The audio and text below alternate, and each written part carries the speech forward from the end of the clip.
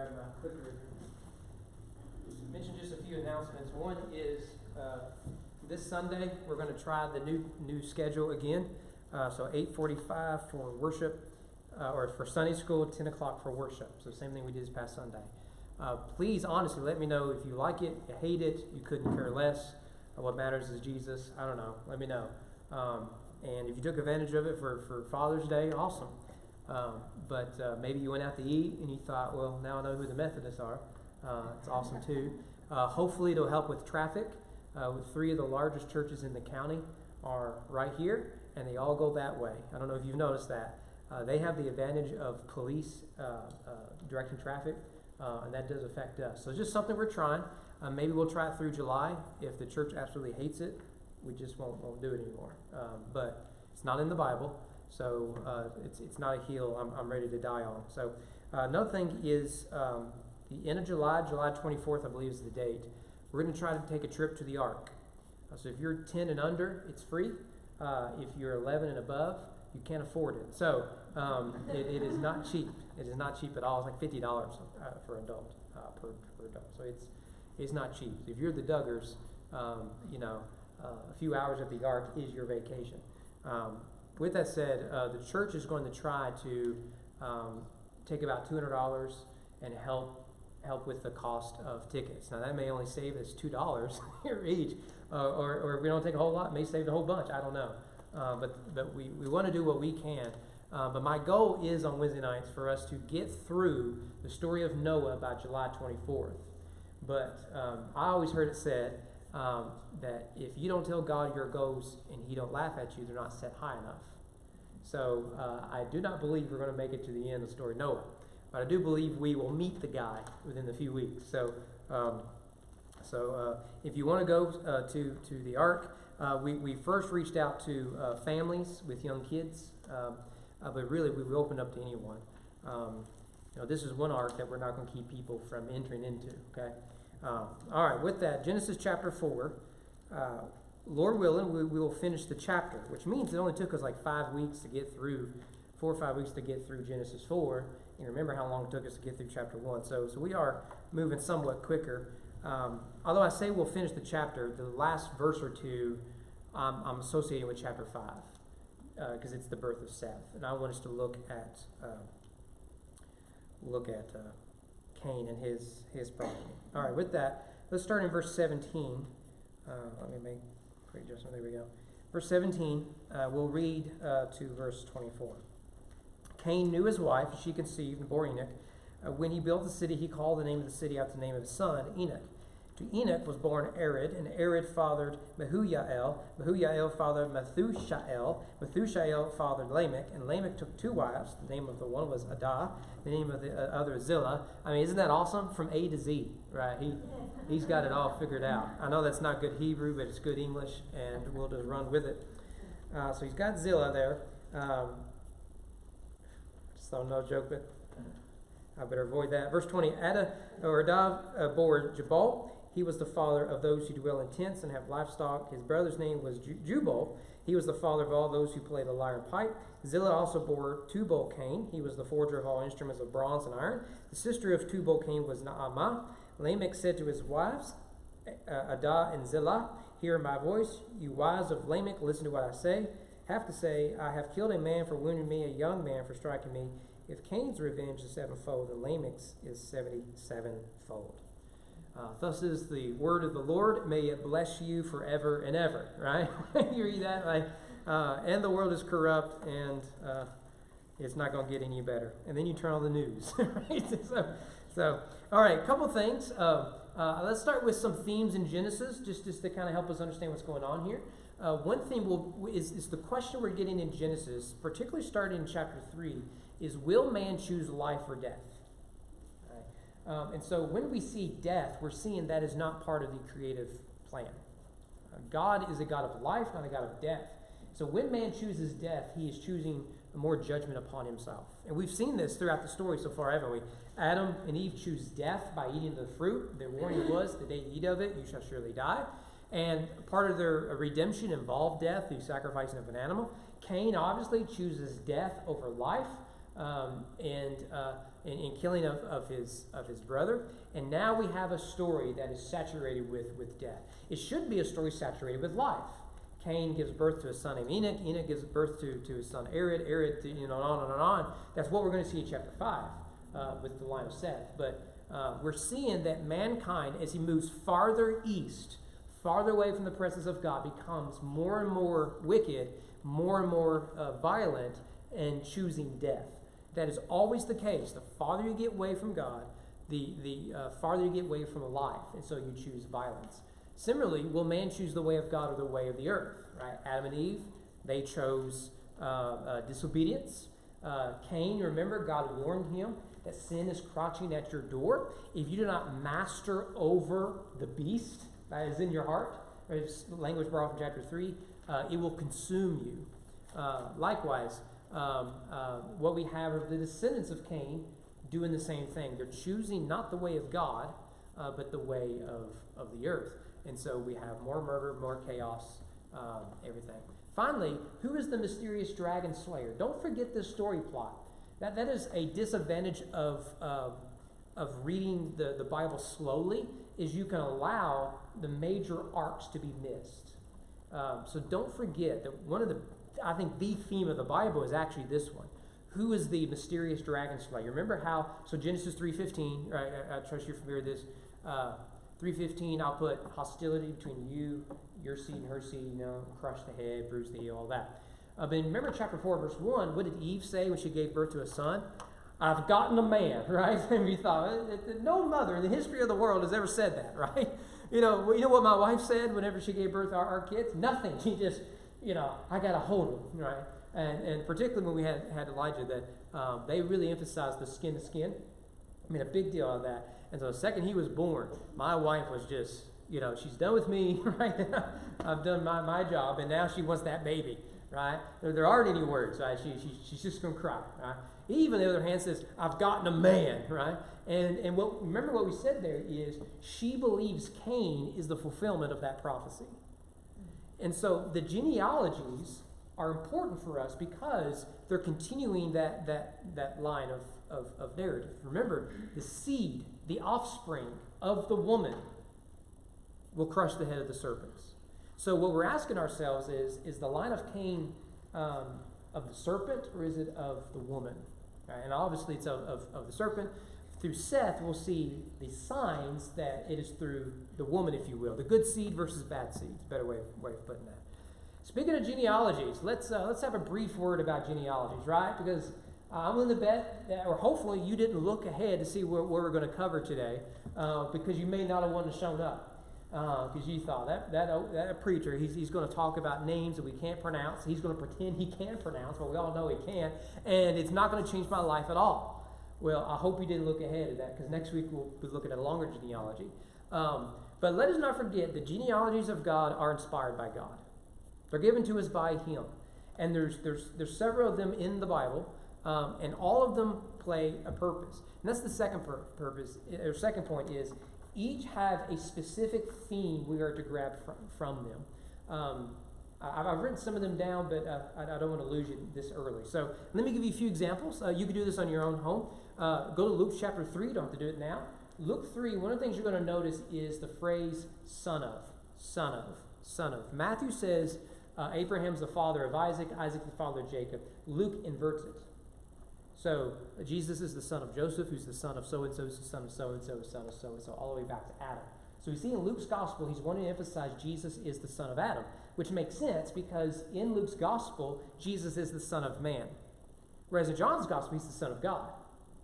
And so in Matthew's gospel, he's the son of a king. So in chapter 1, verse 1 of Matthew, we see that Jesus is the son of Abraham, the son of David.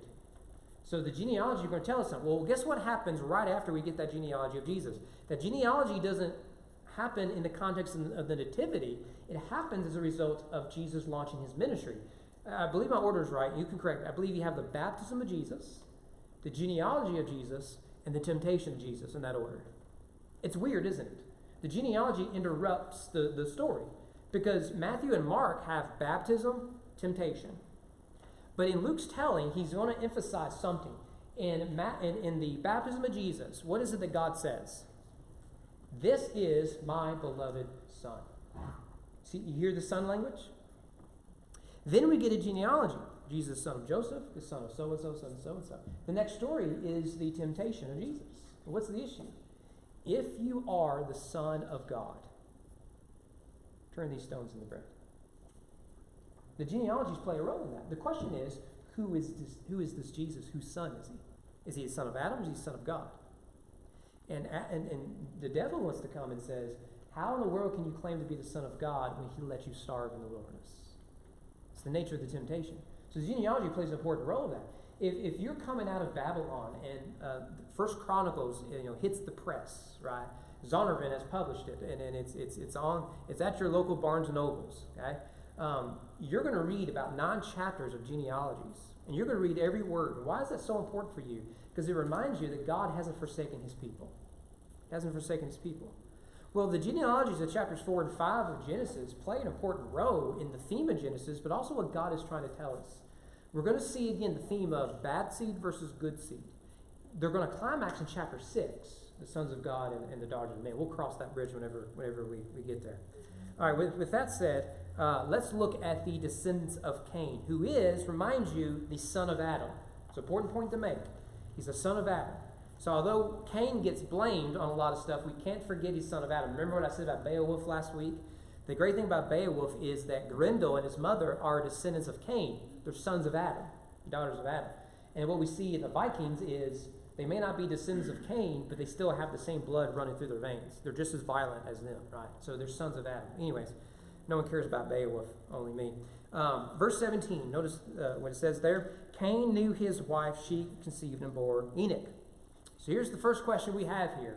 Where did Cain get his wife, right? Isn't that the question you want answered today? You came here today just to get the answer to that question. I know you did. I know you did. A couple things I'm going to say here. First of all, this is probably the number one question I get asked when it comes to the Bible. If I were to choose, ever since I became a youth minister, 17 years ago, my goodness, man, how old are those seniors now? That's crazy. They're not young pups anymore. Joke's on them. But this is the question that, it's a regular basis. Someone's been reading the Bible, right? That's usually what happens. Someone's been reading their Bible, or they've been thinking about the Bible, or they were in Sunday school, or they heard some preacher on TV, they probably should turn off, and they thought, oh, preacher, where'd Cain get his wife? All right? So I'm going to give you all your 3 options here. I'm going to answer this question for you. Probably not going to like my answer, but I'm going to give you an answer anyways. You can do with it whatever you want. You can throw something at me, and I'll just move on with my life. All right, number 1, there were other humans or tribes throughout the earth. This is those who are theistic evolutionists particularly, who would redefine Adam and Eve. What they would say is Adam and Eve aren't literally the first humans and the only humans. What you have are God's promise may have been made to Adam, but you have other tribes going on, and Cain would have married someone from one of those tribes. Right? I don't think this is an acceptable answer. Right? Most of your conservative scholars who look at this is not an option for you. I think you really open the door to some dangerous theological ideas you throw us out here. What do you do with the doctrine of original sin? Right? What do you do with Romans 5, 1 Corinthians 15, when you suggest there are other humans simultaneous to Adam and Eve? Okay? The other option is Cain's sister. There's all kinds of ways you can go about this. One is to say, remember Adam and Eve, they live a long time. They were on Social Security for about 900 years. And they would have had kids for a while. Right? I'm not going to guess how long they were having kids. Because that's the only thing you would get out of tonight. But they very likely would have had dozens and dozens of kids. Okay, dozens of kids for hundreds of years, one child after another, and because that was the mandate, to be fruitful and multiply. And so it's very possible that there may have been age difference. I don't know, but that doesn't really solve the issue. Whether or not there's a 20-year difference between you and your sister, you're still siblings, right? That doesn't fix that.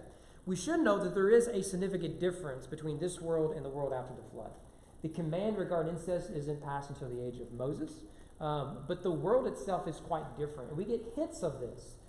It's not clearly stated, but the world is clearly different. You don't live 900 years because you have a lifetime membership at GNC, right? That's not what's doing it, okay? Running a marathon 2 or 3 times a year doesn't make you live 900 years, okay?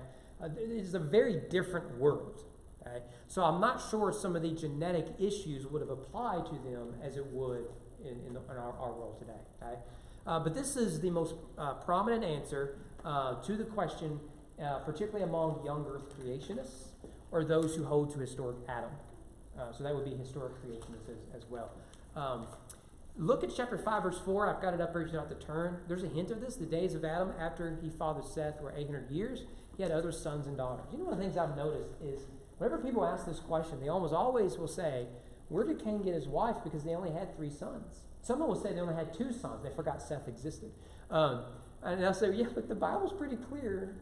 They had daughters too. I mean, we don't know how many, but they were around. Here's the third option. All right? Hope you're sitting down for this. We don't know, and the Bible couldn't care less. This is my personal opinion.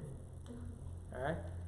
But, and then the reason I think this is important to state is you should never go beyond what the Bible gives you. Okay? Look, I've got a degree in systematic theology, and my big beef when it comes to the study of theology is how much time we spend on things that either the Bible doesn't think is that big of a deal, it may mention it, but it doesn't make it a primary issue, or the Bible doesn't really discuss, but because we've done our theology by implication, we make a big deal about those implications. And I won't give you some of those things because that would really distract us, and I'd probably get in trouble by someone over something not worth getting in trouble over. But we do this throughout a lot of the narratives in the Bible, don't we? If the Bible isn't clear, allow the Bible to not be clear. Okay? You don't have to answer every question about the Bible. So I don't think the Bible tells us where Cain got his wife. And that's okay. Is your life any different if you don't know who Cain's wife was? I assume not. But then again, when I watch the news, I'm thinking insanity is the new sane, right? I mean, what's the phrase? The patients are running the asylum. Is that the phrase? And some of them, we give them Senate seats. Anyways, but why this matters is because I can give you the name of Cain's wife. Would you like to know it? I can give it to you. This is the only thing you're going to remember today. Yeah. Her name, I'm going to make sure I pronounce it right. Her name is A-W-A-N. I don't think I've actually put her name up here. Okay. A-W-A-N. Awan? I don't know. Maybe that's where we get Awana from. Well, I know you're just saying to yourself, where did that name come from? Awan. Where's he getting that from the Bible? Let me just be very clear. I'm not getting it from the Bible, okay? Right? We just having a conversation, having fun. What you have in the ancient Israel is they did and asked the same questions that we ask. And if the Bible doesn't give you an answer, why not come up with an answer? Right? I mean, why not? We call this historic fiction today. Right? You can go to the library now, and the library's open now, finally. And I was looking up to see what books they had on David and stuff. So I read Max Lucado's book today and whatnot. And you can read all kinds of works of fiction about David as a general, David as a shepherd, David and Bathsheba. You can read all kinds of works of fiction. Now, there will be character names and everything else in those stories that they just made up. Right? You'll have the basic story plot. David commits adultery, David beats Goliath, whatever it might be. You get the same story plot, but it's a story, so you've got to put in details. Well, the Jews did essentially the same thing, and we've got tons of examples of this.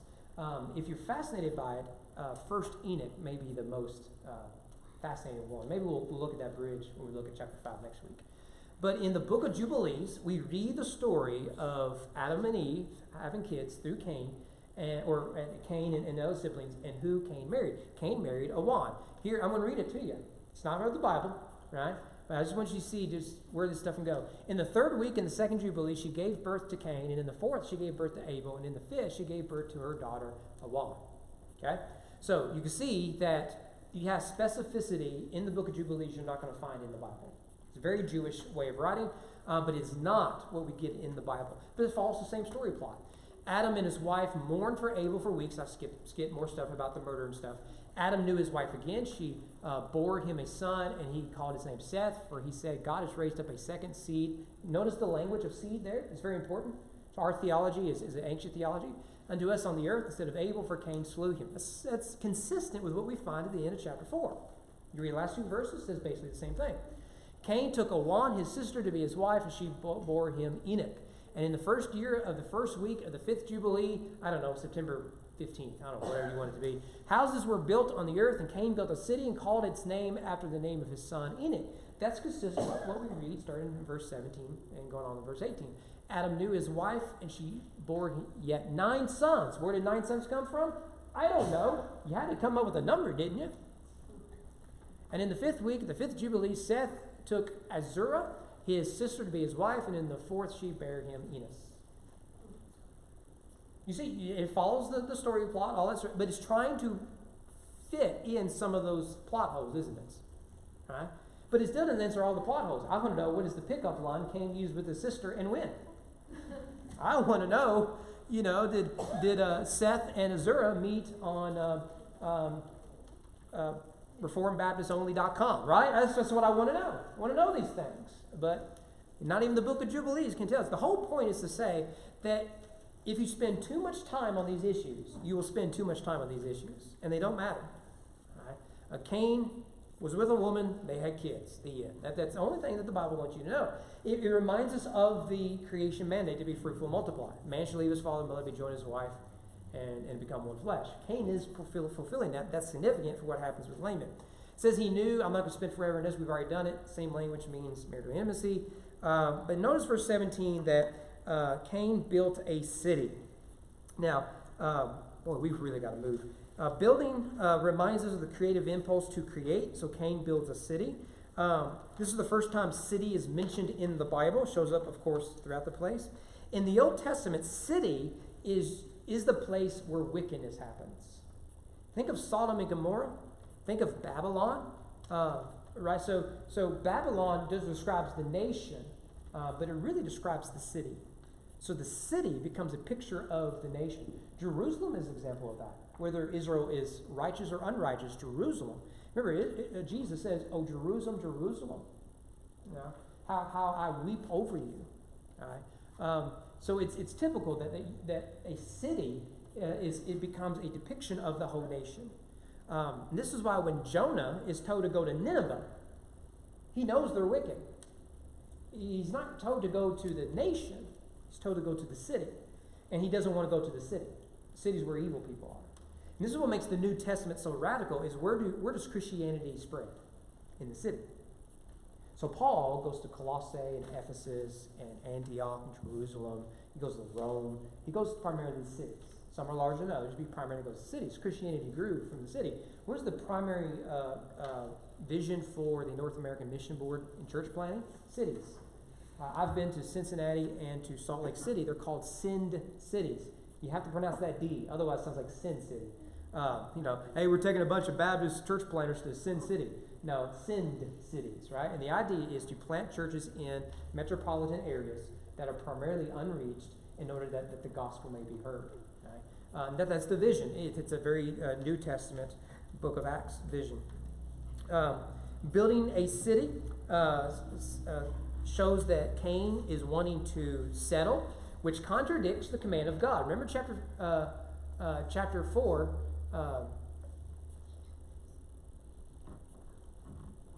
So chapter 4, verse 12.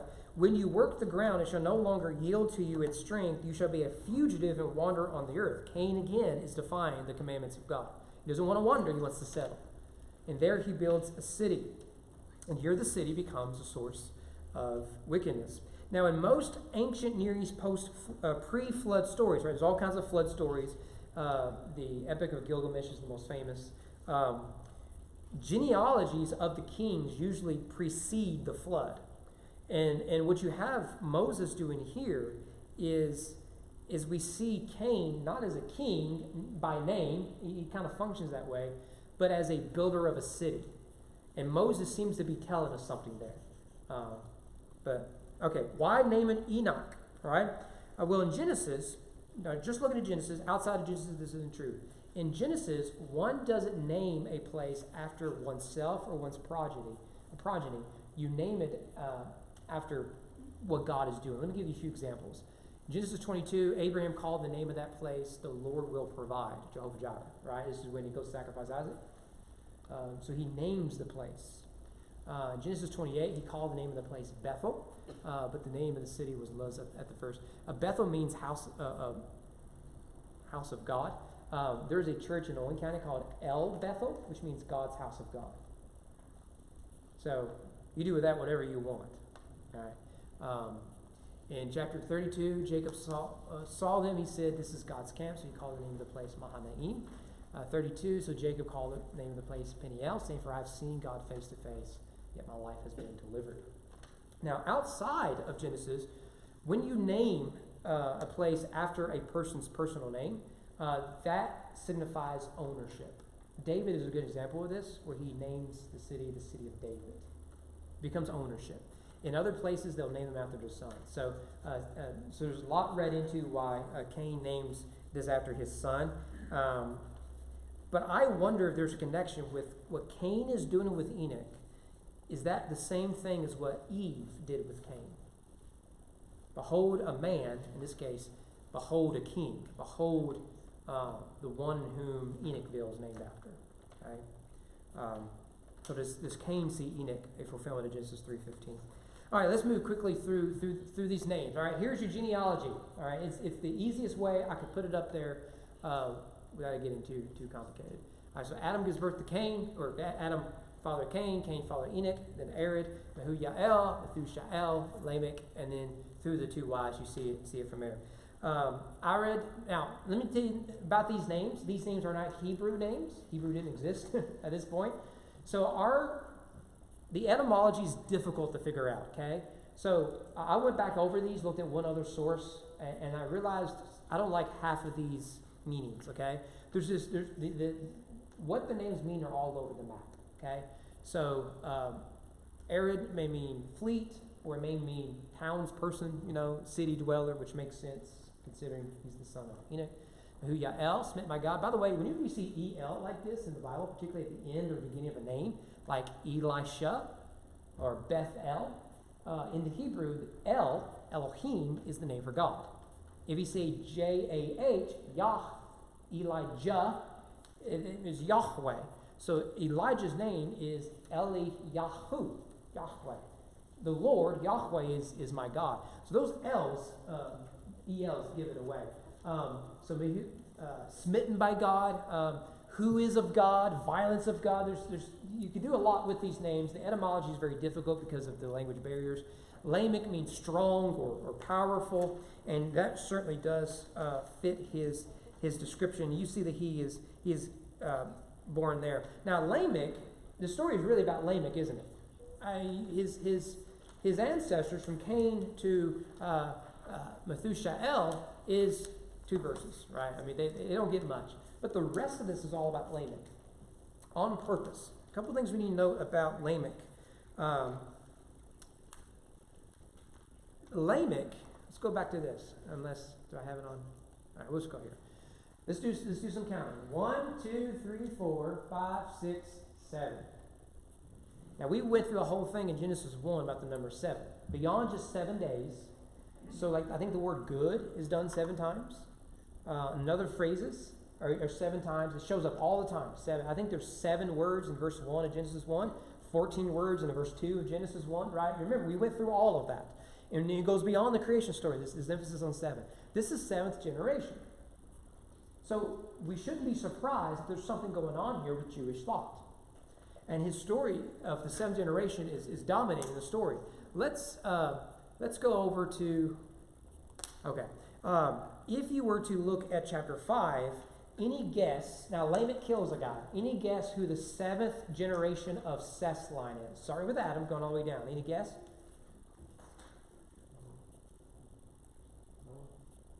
No, I think he's 9. Very good guess. Now remember, Lamech is associated with death. Who in Seth's line is associated with life? You should think of beyond Noah, because Noah is. It is Methuselah's father. son, one of them. It's Enoch. Yeah, I think you should think of Methuselah and Enoch because of Methuselah lived forever. I mean, my goodness. Can you imagine paying that Social Security for taxpayers? Enoch doesn't die. So Lamech, the seventh from Adam, is a murderer to the 77th degree. Enoch is one so righteous, he doesn't die. And we'll talk about the significance of that. So I do think there are some parallels. But the number 7 means completion, perfection. Obviously here perfection isn't the idea, but completion is certainly it. The full measure of something. So we should see a repetition from Cain to Lamech, except Lamech is Cain on steroids. And and what the writer is telling us is that with each generation, it's getting worse and worse. Worse and worse. Until it's complete in Lamech. Doesn't mean he's the last. It just means in the narrative that is what we are to see. By the way, if you think I'm fishing here, the number 7, okay, and generations, I can prove it to you from the Bible, right? I didn't have to look at the book of Jubilees for this. Matthew 1:17, at the end of the genealogy of Jesus, we read this. All the generations from Abraham to David were 14 generations. Remember, the emphasis of Matthew's genealogy is Abraham and David. There's 14 generations between those two cats. I assume Matthew's right, okay? I'm not going to count them. From David to the deportation to Babylon, 14 generations. From the deportation to Babylon to Christ, 14 generations. Now, I went to public high school in Owen County, okay? I believe 14 is divisible by 7, right? 7 times 2, 7 times 2, 7 times 2. Or 7 plus 7, 7 plus 7, 7 plus 7. Matthew's playing the same game we are here in Genesis chapter 4. It's not an accident that we find it here, okay? Doesn't mean you can always do that, but when the narrative allows it, I think we can come to those conclusions. All right, let's look at Lamech starting in verse 19. It says, and Lamech took 2 wives. So we already see that he is twice the problem of Cain, isn't he? Now, we don't know Cain's wife, but we know Lamech's 2 wives, right? We get their name. We don't know where they came from. Maybe third cousin twice removed. They are keep going east, so I assume they're near in Pike County at this point. Now, although there are multiple examples of polygamy in the Bible, this is technically bigamy. There's multiple examples of this even among God's chosen. It is introduced to us in a negative way. Remember, what is the commandment? A man shall leave his father and mother, be joined to his singular wife. 2 become 1. That's the definition of marriage. And Moses gives us that theology in the context of narrative. So whenever you see that violated or distorted, we should immediately take notice and say, this is what becomes of man the farther away they get from God. And so we see initially, polygamy is a violation of God's good will and plan. Polygamy will always victimize women. Sort of what we were talking about before at church tonight. Farther you get away from God, women will become victims. And we see here, Lamech is not a charitable guy when it comes to women. He never opened the door for either one of these girls when they were dating. Okay, I know that's patriarchal. You can't do that anymore. But chivalry died with Lamech here. I can prove it to you. Well, let's look at their names. One is Adah. Her name means ornaments, which means beautiful. Okay, you decorate a tree. We were talking about this. You don't decorate a Christmas tree because you want it to look awful, do you? You husbands know what I'm talking about. If you're single, you may have bought Charlie Brown's Christmas tree. Okay, my brother did that. Like if it was me, I'd buy the smallest tree, put it on top of something, and say, "There, look, festive," woo, and just move on my life. Right? I don't decorate. I don't like decoration. Decoration is a waste of everybody's time. Right? Because God's going to destroy all this stuff, so why waste time? Am I right? My wife, on the other hand, every year, she complains about the same thing every year. We need more lights on our tree. I mean, when we had kids, that first Christmas, and then the second Christmas, because, they're going to love Christmas this year. They're the perfect age. They're always the perfect age for Christmas, apparently. And it was, I just think that they should just see all the lights, and like, honey, I've got like 10 boxes of lights on this thing. It violates some ordinance in a book somewhere in the city. Like, is this not enough? Okay? And then you go out and buy ornaments. You young men, listen to me. Don't buy ornaments for your tree, because your wife is going to buy 1,000 of them, each with its own significance for your children, and expect you and your children to put them up while they take pictures. Am I getting this right, ladies? I mean, it's right in the fields, isn't it? Right, I've got you. Yeah, it's getting hot in here, you know. So ornament means beautiful, right? So what did Lamech think about his wife? She was attractive, right? And it doesn't get any deeper than that, okay? Zillah means shadow or shade, depends on who you're reading here. Tinkling is another, but really, I think we need to see it in perspective that she has a good voice. One looks good, one sounds good. That's as deep as Lamech is getting with his wives. I hope that didn't come out the wrong way. Now I feel like a little guilty. Maybe it sounded better in my head. I guess so. This is as deep as he gets. And then starting in verse 20, we meet their children. So, here we go. Ada bore Jabal and Jubal, and Zillah gave birth to Tubal-Cain and Naamah. Now, I want you to notice real quick, Jabal, it'd be Yubal and Yubal and Tubal, right? If for those of you who don't speak English, that is what we call in the business rhyming. So they're clearly associated with each other. Right? And I'm guessing Lamech named these cats this because there's no way, if you have two wives, the second wife is going to name their child that sounds anything like the kids of the first wife. I don't know that from experience, but I know a thing or two about human nature. Right? There's just no way. Like, do you really think that if we had another daughter, my wife would name that daughter after like an old girlfriend? Right? It ain't going to happen. It is not going to happen, okay? So that's what I'm trying to get at. So Lamech had to name these kids. Had to. But I could be wrong. I've been wrong many times before. But what is significant about these three sons, Naamah is the daughter, significant about these three sons is they are credited with some sort of advancement of society. And there's debate about, is it within the city, outside the city, I don't know. So Jabal here is husbandry. And he goes back to the wandering stage. Some connect that to the city, that as cities grow in the ancient Near East culture, you have wanderers. So not really nomads. Some see him as a nomad. Some see them as he's operating the domestication of animals around the city. So when you have city walls in the ancient culture, people live outside of those walls, but then a trumpet is sounded when threats come, and they come inside the walls. But those people outside of the walls are the ones doing the food supply and everything like that, okay? And some see Jubal as that. Jubal, or Ubal, is actually, those J's and Y's are between ancient languages and English, is a pastoral nomad, he is the father of instruments. There you go. It mentions the lyre and the pipe, which summarizes string and winged instruments, but he played music. Now that is quite a skill, isn't it?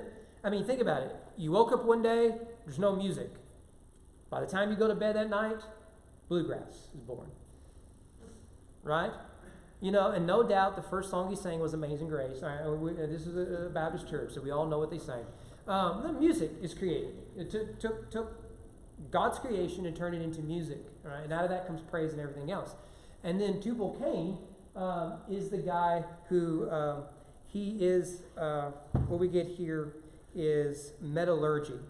He takes metals, he creates things, so he's a mechanic, he's a carpenter, he's the ancestor of people who build. And you need these in order to build a city, in order to expand a city. All this sort of stuff are necessary, right?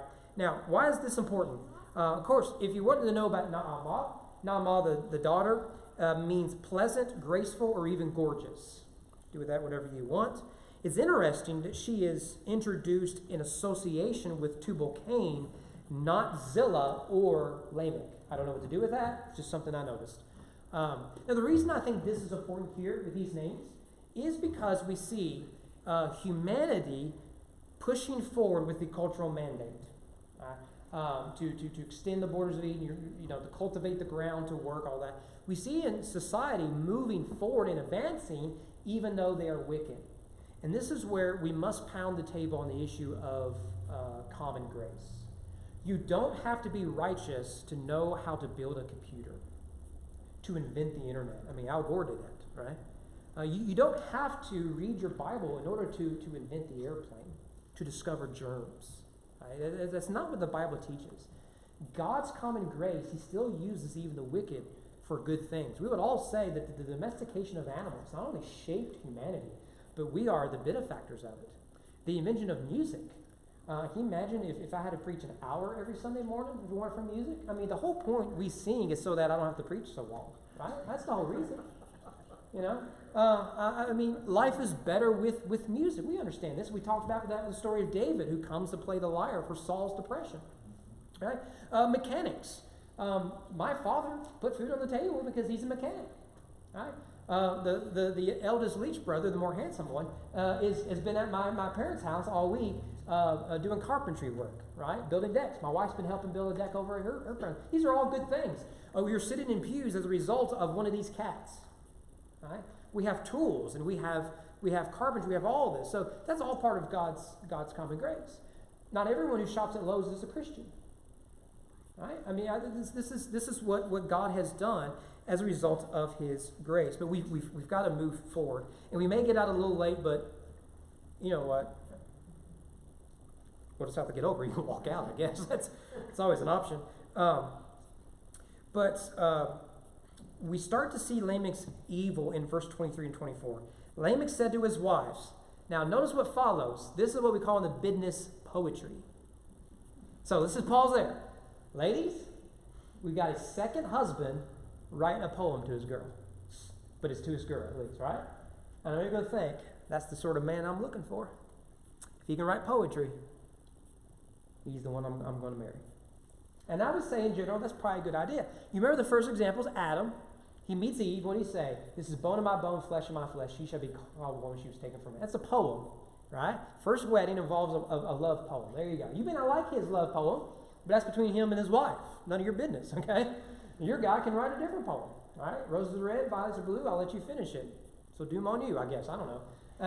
And that's pretty good. Off the top of my head, I'm quite proud of my poem. I'm not a rapper, as you can tell. But he writes a love poem for his brides. You want to read it? I'm sure you do. Ada and Zillah, hear my voice. I'm sure he had a Scottish accent that was still deep, you know what I'm saying? Like, women want that deep, because I want to know he's a man. But he's got to have I can't do the accent. He's got to have a Scottish accent because that's everyone's favorite, Anyway, hear my voice. You wives of Lamech. Men, don't talk like that. Thou girlfriend of me, right? I shall introduce you to mother of me, okay? Don't. You wives of Lamech, listen to what I have to say. Don't talk like that. Hey ladies, I got something to say you want to hear, okay? Don't do that. Don't do that. That's good advice. You guys writing this down back here? I'm giving you gold. Here's the rest of his poem. I have killed a man for wounding me, a young man for striking me. If Cain's revenge is sevenfold, then Lamech's is 77-fold. I've requested Brody put that to a tune, and we're going to sing it during the offertory this Sunday. You got it. It's already in the tune of Amazing Grace. I killed a man for wounding me. This is why I'm not in the choir. It's like, that's enough. None of that was in my notes, so that is free. So what do we do with this? First of all, notice parallels here, just to look at the poetry. Ada, Zillah. The next line, you wives of Lamech. See the parallelism? The next line's parallel. So Ada, Zillah, and the next line's hear my voice. Go to the next line. The second half is listen to what I say. That's good poetry. It's a bad poem, right? But it's good poetry. This is typical of Hebrew poetry of parallelism. Parallelism can be two lines that match, or parallelism within the lines. So this is good poetry. And you'll see the parallels again. I have killed a man for wounding me. If Cain's revenge is sevenfold. What is Cain's revenge? It has to do with killing a man. And then you go back up. A young man, the word there is for child, not quite man. For for striking me. And then Lamech's a 77-fold, which takes us back to the Cain story. All right. So you see the parallelism there. So what is it we see here, right? You start with a murderer in Cain. We end with a murderer in Lamech. Now, we don't know who this young boy is. Could be his brother. I don't know. We just don't know. So there's a question for you. Where did Lamech get the guy he killed, right? I don't know. I don't know where Cain's wife went. I don't know where Lamech's victim is. But what we need to see is how much worse Lamech is than Cain. Cain killed out of a sense of jealousy and anger. His blood boiled over in an act of rage. Why does Lamech kill here? Someone touched him. So where we see that he was wounded, the word there isn't that they came to a fisticuffs. The guy pulled out a knife in a bar. That's not what we have here. The idea is he barely touched him. Maybe in an act of aggression, perhaps. But Lamech was touched in a way he did not appreciate. And so he responded with the extreme of murder. Not with a strongly worded letter, but with murder. He didn't call the cops. He just murdered him. Which is, I don't know how it happened, because I thought for sure the government would have taken away those rocks that Cain killed his brother with. How did this happen? I don't know. Anyways, so then you see there that if Cain's enemies are punished sevenfold, remember the mark of Cain? So remember, Cain's response is, well, if I killed someone, word gets out, someone's going to kill me. And God says, no, I'm going to protect you. Not because he deserves it, but because God is gracious. That's a theme throughout that we've seen in Genesis since the fall. What is Lamech's response? Lamech's response is entitlement. I'm greater than God. God had to protect Cain. Who's going to protect Lamech? Lamech. See, when Cain killed a man, he realized, now I'm subject to justice. When Lamech kills a man, he says, I'm subject to war, and I'm going to win. Lamech says, look, I killed him, and I'll kill you if you do anything about it. So if it was 7 times with Cain, 77 times with me. The emphasis is on the number 7, because 7 means completion. God would protect Cain to completion. He, far more so, an overflowing worth. But isn't God that's going to protect Lamech? It's going to be Lamech protecting Lamech. So you see the climax of the Cain line.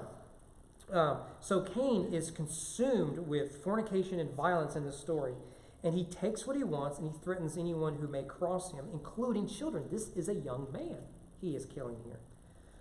Now, let's contrast this with the gospel, if you will. We'll do this real quick. There's a story in the Gospel of Matthew that has to deal with the number 7 and 77. You remember what it is? I'm deaf. You have to. Forgiveness, yes. What does Peter say?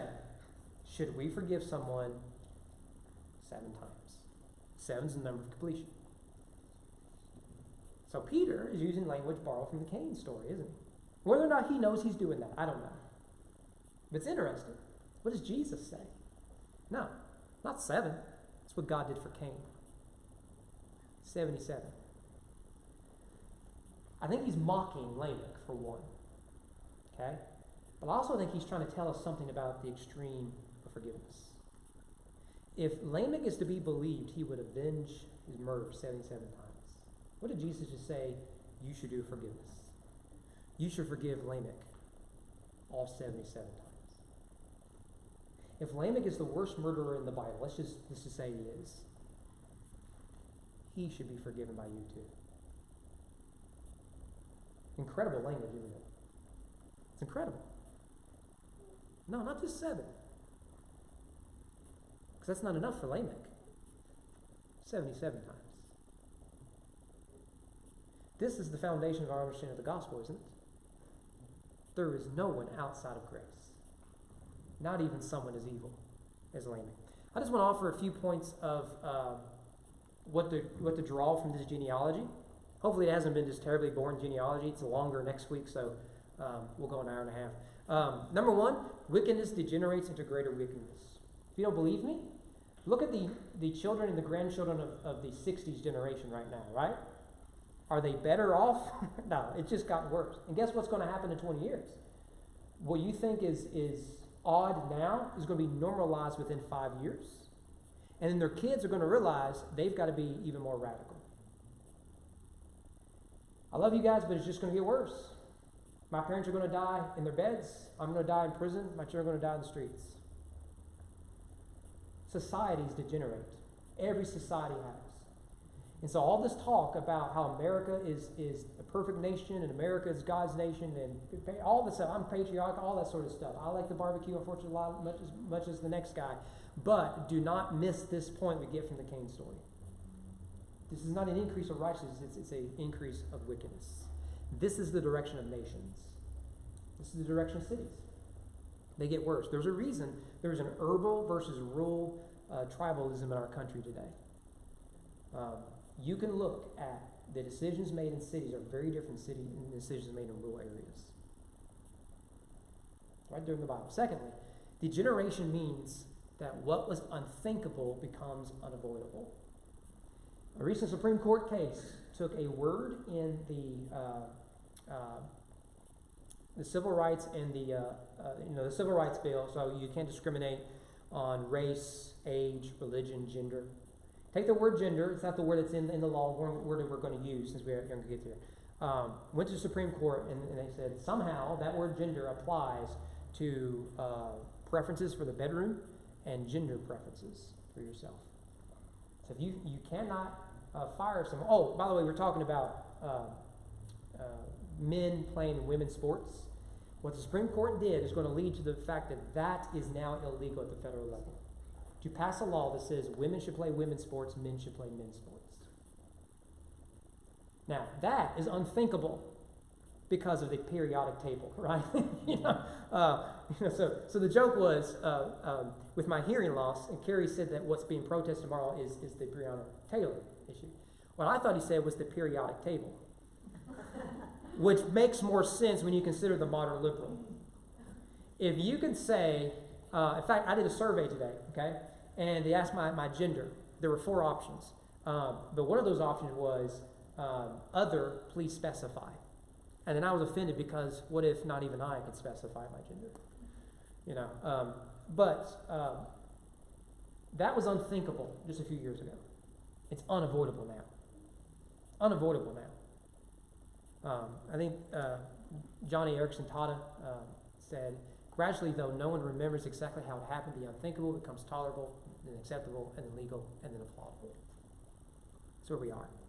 We are now. This is what you get here.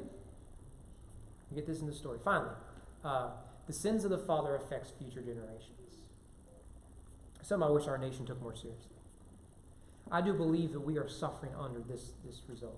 I could give you Bible verses, but you should be familiar with them, that God will visit upon them to the 3rd and 4th generation. When you have a society built on fatherlessness, and not just fatherlessness, but an absolute hatred for the role of father, there are consequences of that. So, and we see one after another. I can give you specific names of people whose daddy was a loser, whose mommy was a loser, whose granddaddy was a loser, whatever. And the decisions they're making, though they spent their entire childhood seeing that this doesn't function or work, go down the same path. Call it alcoholism, call it single parenthood, call it poverty, unnecessary poverty, call it whatever you want. You see a cycle that you just cannot break out of. Which means you and I, as adults, have got to get our stuff together. We've got to. Because what may start with a Cain will eventually lead to a Lamech. But the good news of the gospel is that God's grace is greater than Lamech's sin. And that is the only hope for our society. Well, I have gone past time. Maybe we'll get out early one of these days. Any questions that I can dodge? Okay. Did Abel have a wife in that? Not as far as we know. From what I've read of the pseudepigrapha, the Jewish pseudepigrapha, like the Book of Jubilees, they don't mention a wife. Yeah, that's one of those questions like, how long between the creation of Adam and Eve did they sin? And I've always said, well, certainly within 9 months. I'm guessing, right? The same thing here is what age were they? And were they at the age of having kids? I mean, I don't know. It's an interesting question because now you have widow and orphans. But we're just not told that. Now, I would lean on the side of no, because then the question becomes good seed versus bad seed. Is the seed of Abel good? And we're just not told that. It's all through Seth. Yeah, it's an interesting question. Yeah. Anything else? Hopefully you guys can see that the genealogies may be tough to read, but there's so much there that you can. Hopefully you can see what God is doing, and it's good for the church and good for you and I. All right, how about we stand up and pray, and then we'll be dismissed. We can't hold hands yet because Andy may be watching. Andy watches me, Andy talks with me, right? Is that how the old hymn goes? I'll have to. Jewel, if you see him tomorrow, you ask him. Is the old song, Andy talks to me, Andy walks with me? I think that's how it goes. Something like that, yeah. All right, let's pray. God, thank you for your love and your mercy. Thank you for your word. Even the parts that we are prone to skip, may we see that it is of divine inspiration and for our blessing and good. But Lord, may we see that what we're seeing in the pre-flood days is what we're seeing in the post-flood days. Right now, we turn on the TV. It seems as if our culture is somewhere between Cain and Lamech, and it seems like we're closer to the Lamech side we are the Cain side. But Lord, grace is more powerful than even the sins of Lamech. May we discover that. But God, unless you show up in a mighty way, we won't see a change in our world. So be a blessing to us as we seek to be a blessing to others. In the name of your glorious Son, we pray. Amen. Amen.